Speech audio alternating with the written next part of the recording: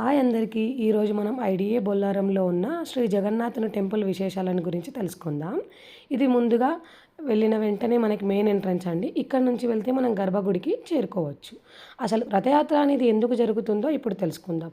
పూర్వం ఒక రాజు శ్రీకృష్ణుడికి ఒక గుడి కట్టిస్తాడు. అప్పుడు ఆయన గుడి కట్టించిన తర్వాత దేవుడికి నాకు అసలు సంతానమే కలగకూడదు దేవా అని కోరిక కోరుతారు.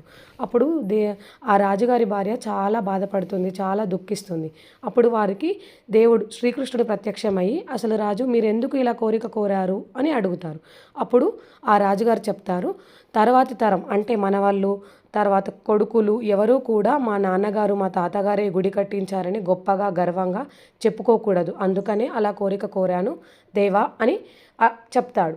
అప్పుడు శ్రీకృష్ణుడు ఏమంటాడంటే ఏటా నేను మీ దగ్గరకు వస్తాను రథయాత్ర రూపంలో, ప్రతి ఏటా కూడా మీ దగ్గరకు వచ్చి ఉంటాను, అందుకే ఆ రథయాత్రలో పినతండ్రి దగ్గరికి వెళ్ళాయి విగ్రహాలు అని చెప్తూ ఉంటారు. ఇక్కడ కూడా అంతేనండి, రథయాత్ర కోసం అని విగ్రహాలు పక్కనే ఉన్న రామాలయానికి తీసుకొని వెళ్ళారు. అలాగే ఇక్కడ శ్రీ గణేష్ టెంపుల్ ఉంది, అలాగే శివాలయం కూడా ఉంది.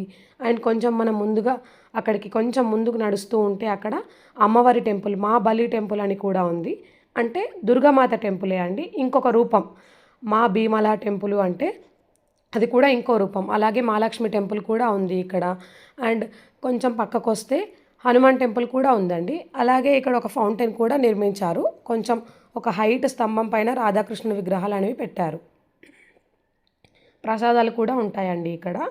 అండ్ మన పూరి జగన్నాథ్ లాగే ఇక్కడ కూడా పైన గోపురం పైన జెండా అనేది అమర్చారు. ఇక్కడ కూడా ఎంత బాగా ఉందో చూడండి. ఆ గాలికి ఆ జెండా కూడా చాలా ఫాస్ట్గా మూవ్ అవుతుంది, చూడ్డానికి కూడా చాలా బాగుంది. అందరూ ఒకసారి వెళ్ళి చూడండి టెంపుల్.